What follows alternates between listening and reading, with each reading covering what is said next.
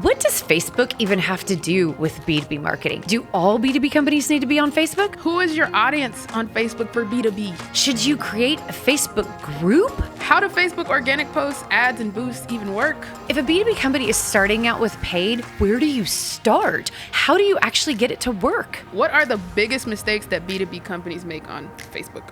Are there tools that make Facebook posting and creating easier? And what kind of content works best over on Facebook? These are the kind of questions we're going to be answering for you.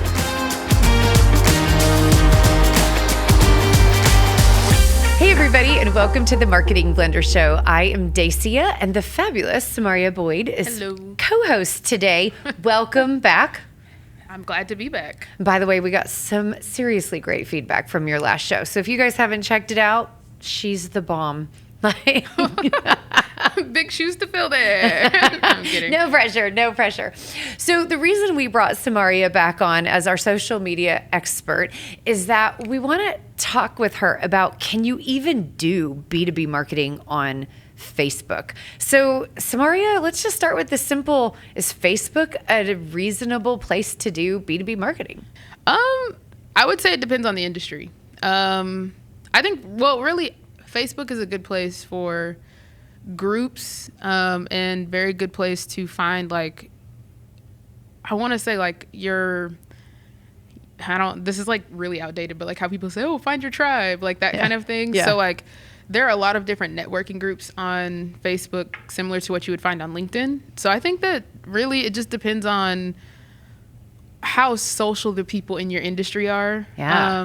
And just kind of like where you are maybe in your career as well, because like, and then I guess this is kind of an aside, but like, I think in order to find the audience that you want to look at your company, you have to have some kind of, I want to say like, there has to be some kind of peer networking group. So when I say like where you are in your career, like, are you able to fit in that space? And then also, are the people who are in that space with you able to like kind of understand your product, if that makes sense? So just kind of building a network. Yeah, exactly. So maybe, I don't know if I said that the wrong way, but no, and if I'm thinking about what you're saying, it's like, okay, we're starting with, is your audience appropriate audience even on Facebook, and what kind of value do they try to derive from that? And, and what I love, and I always want to remind people, when we're talking about audience, we're not saying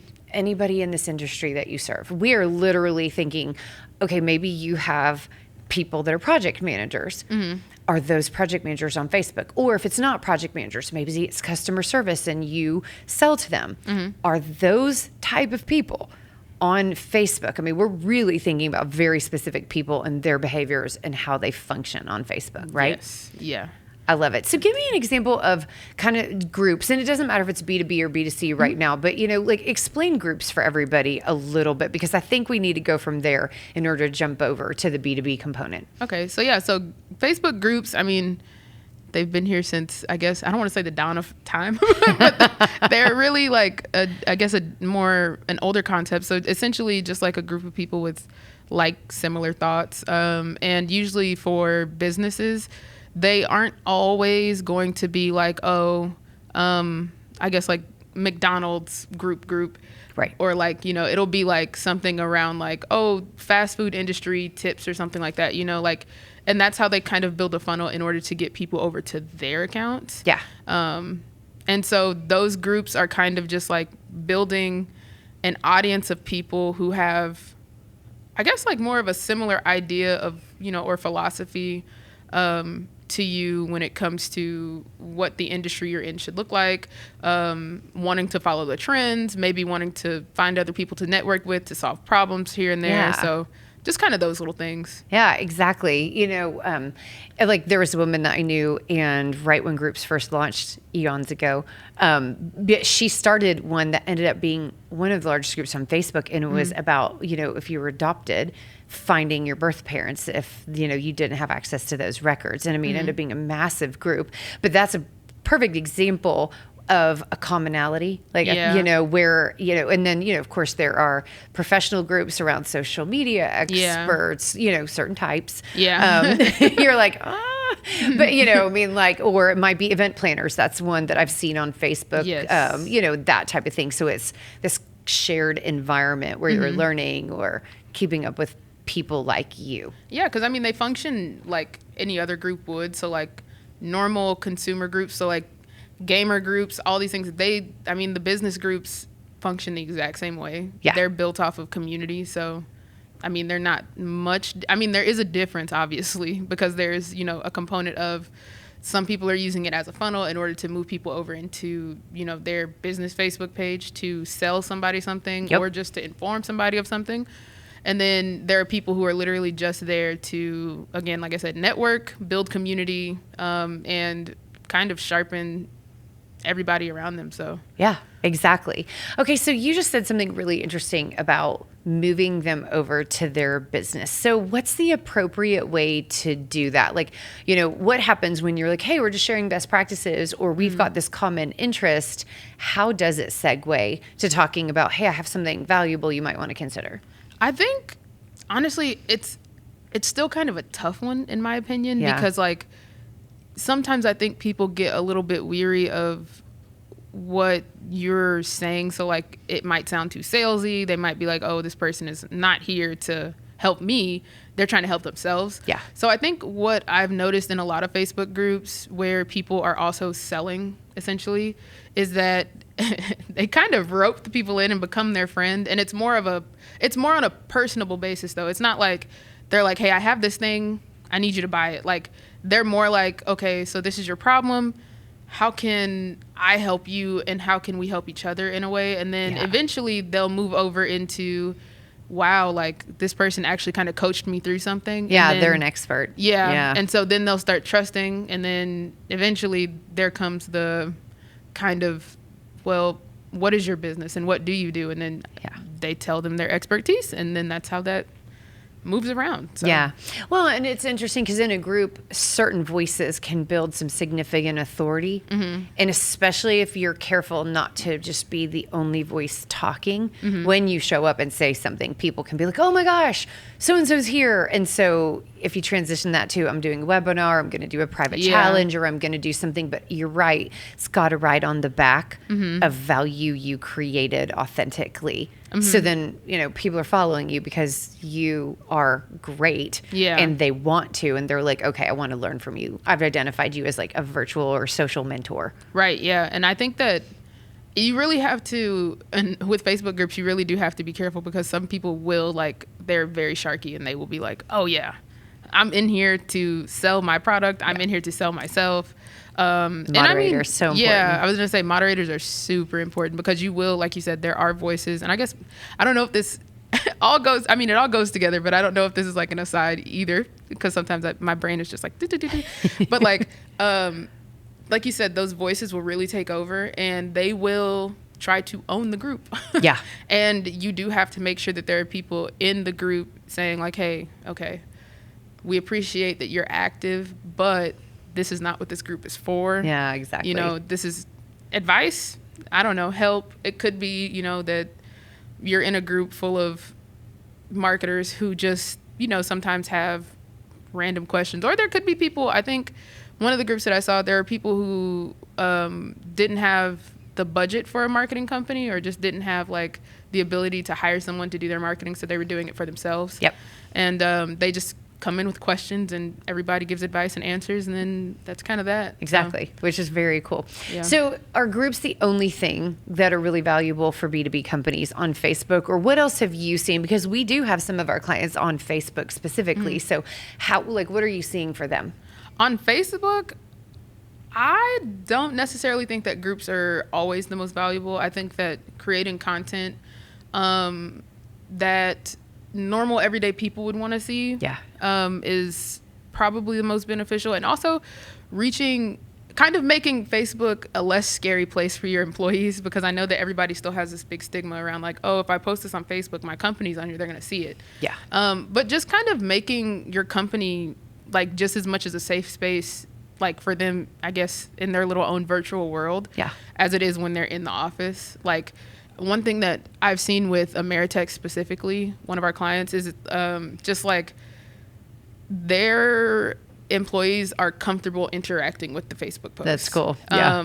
And I think that's really important, you know, on the side of people on the outside looking in. They're working in a community or several communities, really. So like people can kind of see that like the company culture shine through, and I think that also builds trust, you know, on the outside. So. Exactly. And I do know there's a couple of our clients, they get a lot of direct messages about employment. Oh, yeah. How do I hire? You know, are you hiring? Where do I get? So, I mean, we've really seen that employer brand, and I think more on Facebook than maybe on LinkedIn. I mean, that still comes through, but I mean, I think we've seen a lot more employee engagement on Facebook than we have on some of the other social platforms that are more around revenue and selling. Yeah, I think with Facebook, it's still, well, I almost used the MySpace tagline, a place for friends, but everybody was on Facebook before they were on LinkedIn. Yeah. Facebook's one of the OGs who kind of, you know, pioneered social. So I think that, you know, with that, I kind of feel like because everybody's kind of comfortable on the platform, it helps to, I don't want to say like, I don't know what the word is I'm trying to use, but like it helps to make it seem more like a less formal platform. Yeah. So I think that's why employee engagement is always high on that side, because like over there is where you kind of post the people content, because like I said, everybody's there. So like there's not really not to say you can't be formal on Facebook. There's really just not a formal approach and formal conversation that happens on Facebook with that audience. Especially because, like I said, everybody's there. So, like, well, for the most part, Gen Z maybe not, but right. But it is definitely that feeling of, well, I know you, like, you know what I mean? This is my online community. Yeah, it's definitely familiar. And so, you know, yes, customers are there.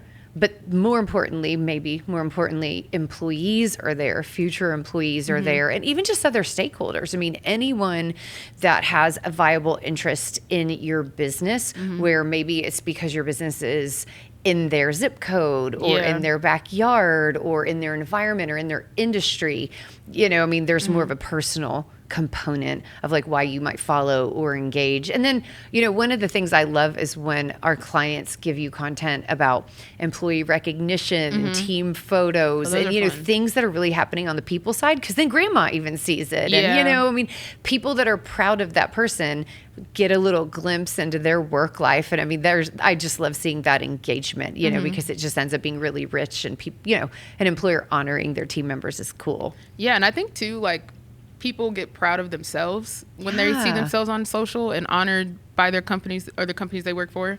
So it makes them, again, more comfortable to interact with their employer on Facebook. And just, I think sharing your accomplishments, because like even on LinkedIn, like I always say, it's like the Facebook for corporate people. Right.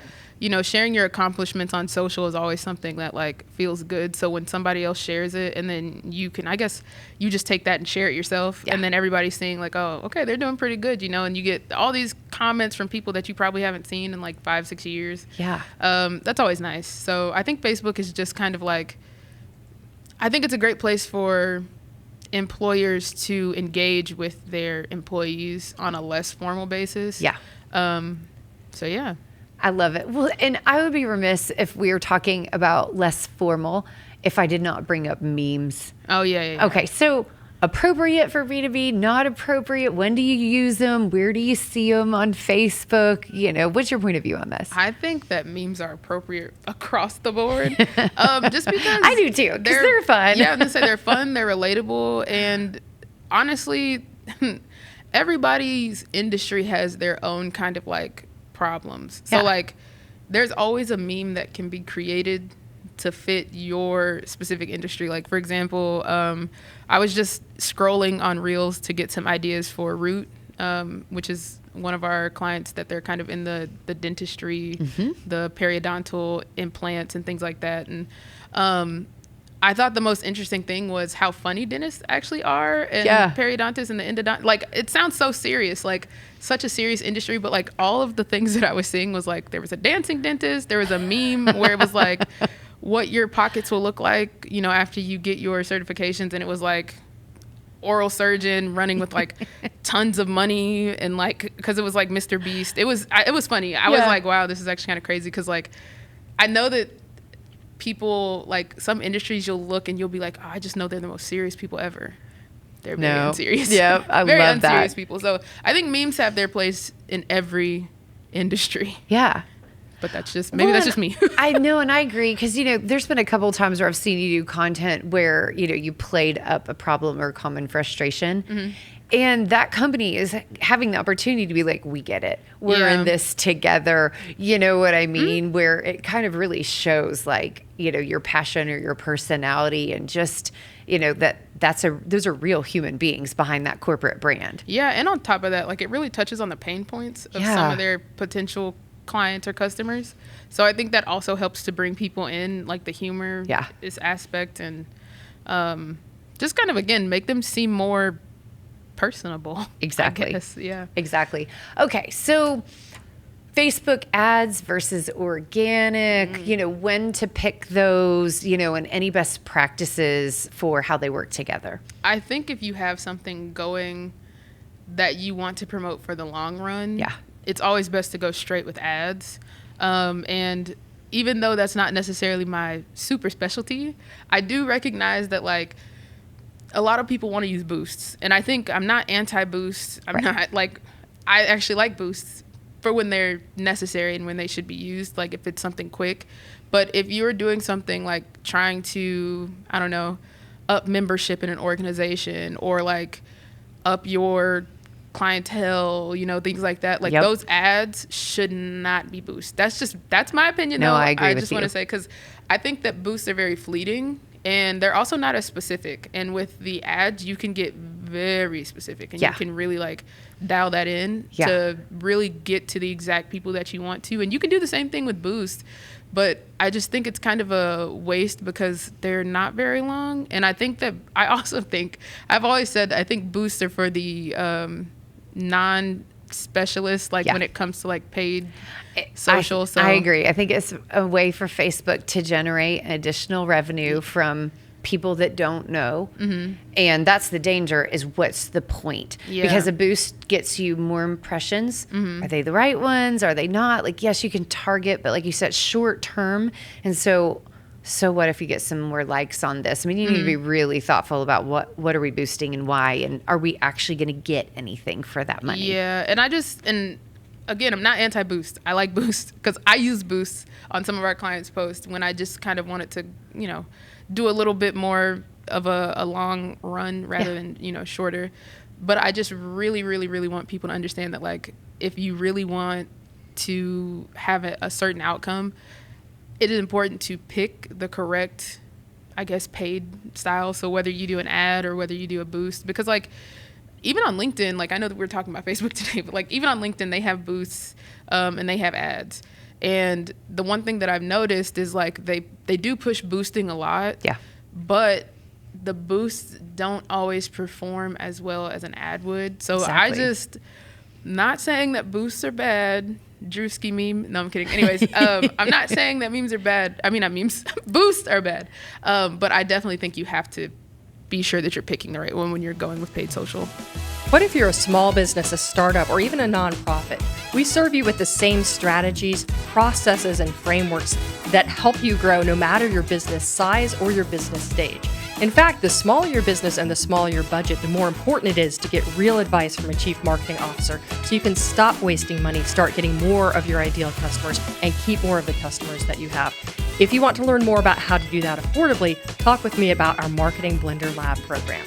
So one thing I want to just, reiterate about what Samaria is saying is we've got organic posts where you're not paying for them and they have a short lifespan. So when you boost a post, it will show it to more people for a longer amount of time, not permanently by any means. So if it really is something substantial to your brand that you really want your full network to see, that's a great opportunity. But again, just know it's short-term results and you've got to be thoughtful about what are you posting and why is it important that people see that and or engage with it. Now, ads, now you're starting to get towards lead generation. So your call to action is very specific. It is much more click this, watch this webinar, download this. They are trying to get you inside of their ecosystem. And depending on the style, you'll see them start responding in direct messages. You'll start getting emails from them and follow up. But they are intentionally pulling you unapologetically into a sales cycle, and they're talking about business things, whether it's on business to consumer or business to business. And oftentimes these are things, campaigns that only get optimized slightly. They don't really change because once you know it's working, you just keep running them. So they have very, very different goals. So I think that's so important. I'm so glad you brought up boosts, but I think it's a great, like bringing up all three, it's great to kind of show, okay, there's an ecosystem of who you are and validation and what role you play in a community, whether in a group or just in the Facebook area or arena. And then there is how you do business, where you are very clearly saying, this is what I sell and this is who I sell to, and I'm targeting. So lots and lots and lots of amazing targeting that can happen in Facebook. But like you said, that's a very analytical, paid strategy, super different than the organic. Yeah. And I think with the organic, like, as much as everybody likes to sell with organic, I think it's also important to kind of keep that more your people content. Yeah, agreed. So that it doesn't feel like people are constantly seeing ads. Because, I mean, once you do your targeting, the people who are following you are probably going to be the people that see your ads. Yeah. So you kind of want to keep that human aspect there for your organic. And then you can sell as much as you want to with your boosts or your ads. And I also think that when it comes to the ads, I like the options that you get a little bit more. And I know they're virtually the same. Like, you have stories, you have reels. But I think you can be a little bit more creative when it comes to ads because you have more time to develop, and you're not just boosting a post that was posted organically or meant for organic. Exactly. So yeah, they definitely need to be thoughtfully designed, like how to get people's attention. Why would they watch? You're disrupting someone's day. You're disrupting someone's scrolling. It's the doom scroll. It's exactly the doom scroll. But if it's good, people will stop. That's why they work. That's why people, companies continue to pay for this, and the targeting is astounding. So yeah, and I guess this is kind of, I keep saying, I don't know whether or not these are asides, but they all go together. Yes, the user generated ads actually perform a whole lot better than regular ads. So if you're interested in using other users to create your ads, that's probably a good idea if you have a business where you can. So like anything that's kind of like, because I know Bison is technically B2C at this point, but they they definitely have the opportunity to like use user generated content at this point to, create some of that content, create some of those ads rather. And I'm excited because I think we are. So I know, exactly. So one of our clients, they're in the construction industry and they do outdoor decking. So they sell into the commercial and industrial space because it's rooftops and restaurants, hospitality and healthcare and all sorts of things. But they also sell to the consumer space with residential homes. And then there's the middle space with parks and all sorts of interesting stuff. So when she's referencing this, I wanted to give you some specifics. One of the other clients that we were talking about, Ameritex, is in infrastructure. And so they're dealing with civil engineers and large, massive general contractors and the Texas Department of Transportation. And who else have we mentioned? Root. Oh, yeah, we talked about the periodontist. So I just want to give you a wider range because she is talking about some really, really great specific benefits to a wide range of audiences on B2B. So, okay, so if they're starting out with paid spend, we talked about boosting organic. Is there ever a time where you're like, do you think it's a tiptoe into paid, or is it just so different? Because I've heard people go, well, should I start with boosting?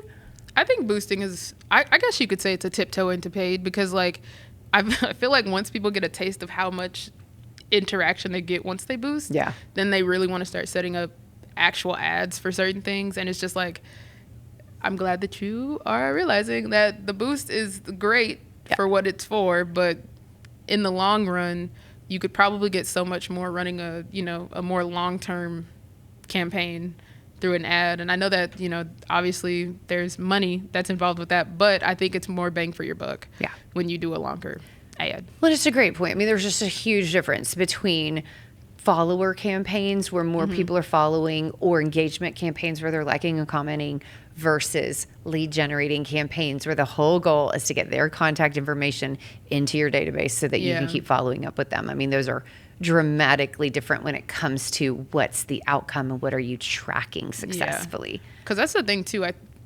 haven't really seen with Boost where you can do any kind of forms or any kind of capturing of that sort. Yeah.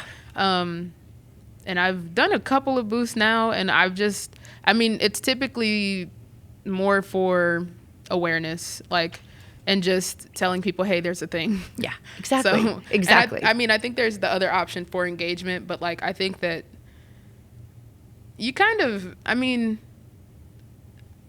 it's not as fruitful, is what I'll say. Exactly. Because again, I'm not anti-boost. I just want to make that very clear. I do like the boosting because it does, like I said, it works for what it works for. Yeah, exactly. Okay, so we have been saying Facebook really, really intentionally. So can we talk about Meta? So, and what does Meta include in this? Of course, we're talking about Facebook and how it's different from Instagram. So just kind of speak into that, because we have been saying Facebook really intentionally, but it would be ridiculous for us not to talk about the metaverse. Yeah, so Meta is Instagram and Facebook and now Threads. And honestly, it's just one big social media. I just always laugh because I cannot stand the Meta Business Suite. Now that is one thing. I'm not going to say I'm anti, but if you ask me about it, I'm going to be like, experience. You just use a scheduler. Oh, it's if hard. you can. But I will say the one benefit to the Meta Business Suite is they are very honest about your best posting times, and they do encourage you to do different posts for, different days and things like that. So I do like it for that. And also all of your, it's one big hub of all of your potential leads from Facebook, Instagram, all the messages you get, all the comments you get. So it's nice in that aspect because you can kind of see how your ecosystem really looks. Yeah. I don't really know. And I guess now that I say it, I don't think Threads is a part of that ecosystem yet on the Meta Business Suite. I haven't seen it. I haven't either, but you would know. You have to say, but we have a couple of clients who do use Threads. And it's honestly, Threads is the Meta version of X. So, it's, I hate calling it X. It's Twitter. No, I'm kidding. But it's the Meta version. So all of it's just kind of right now it comes from Instagram. So you post on Instagram, you can post it on Threads if you want to. Yeah. Or you can just natively post to Threads. But the metaverse is a very fun place because it's just it's either you walk into a new algorithm, or you walk into something broken, or you're walking into, maybe a good day, and you're just okay, well, I can schedule something here. Yeah. I don't really know what else to talk about with the metaverse because and I think maybe there's a lot there. How different is, in your opinion, is Instagram versus Facebook? And this probably is the most ludicrous question ever, but it's important since they're tied together. So how do you treat them completely separate? Do you treat them like they're grouped and connected, when you're thinking strategically about reaching audiences? I definitely treat them differently. Yeah. Now, sometimes you can cross-post because sometimes a post is a post and it's going to do, if it's not an engagement post, it's going to, I guess, all posts are engagement posts, but if it's not a post where you're polling, I guess, it's a little bit different. The wording that or the type of copy you'll use on Facebook is going to be different than what you use on Instagram because of the age of the audience, the demographics on Facebook versus Instagram. The one thing that I will say is the lines are kind of starting to get blurred, in my opinion. And that's only because it seems like everybody wants some form of short form video on their platform. So while Facebook is still, I think, better for, I think it's better for people content and actually engaging with your audience because you I feel like you can more. Yeah. I think Instagram is built more for almost show and tell. You still have the engagement curiosity side. And exactly, exploring. Because both of them have stories. They both have reels. They both have pinned posts. The one thing that is different is the long form video on Facebook sometimes performs better because it still has that aspect of when everybody was trying to become a YouTube. Yeah.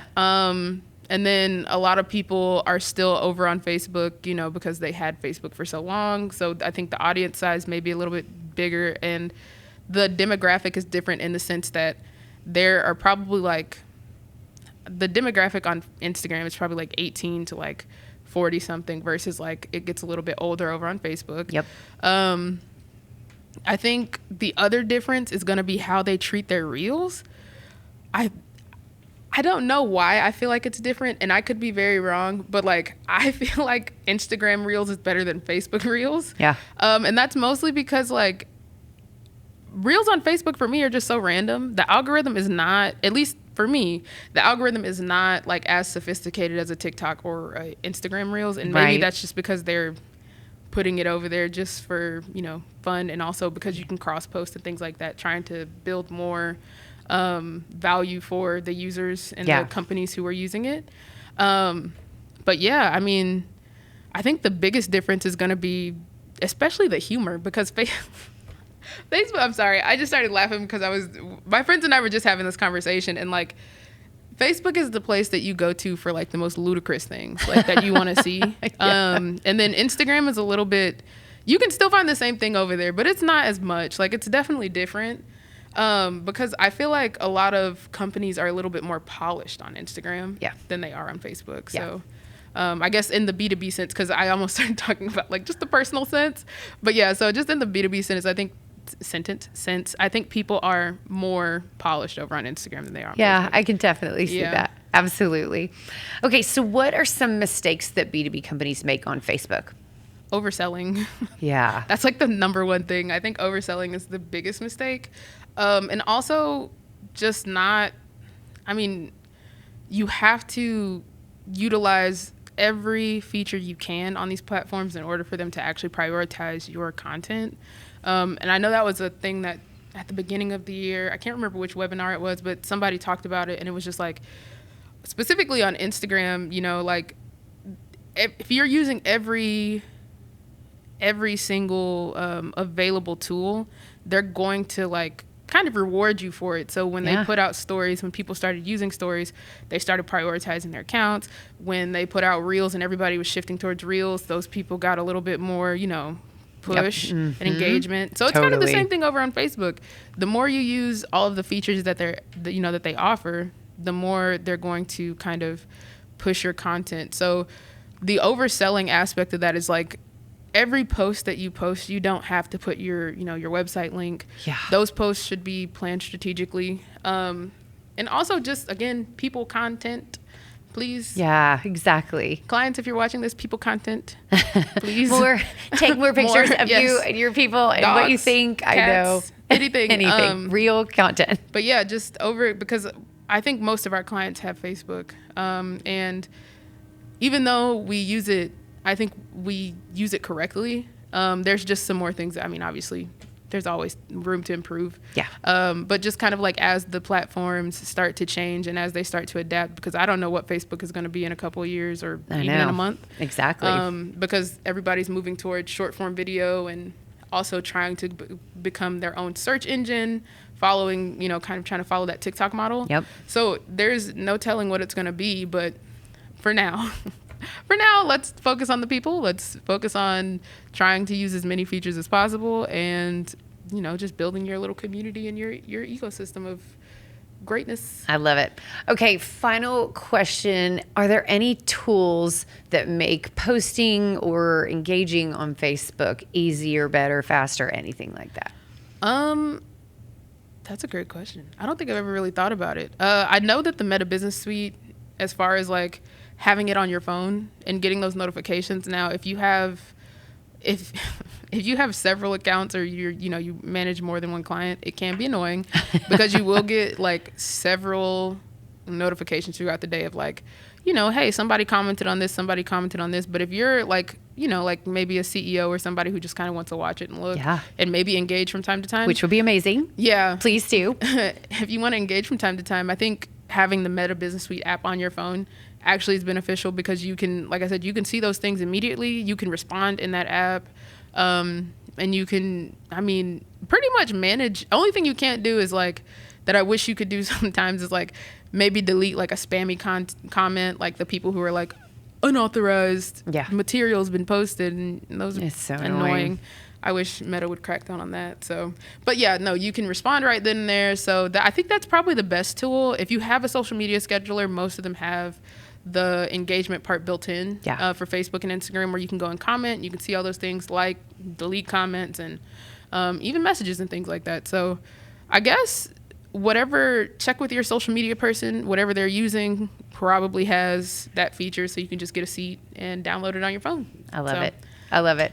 Well, you guys, hopefully you got what you wanted. We would love to see your engagement in our comments.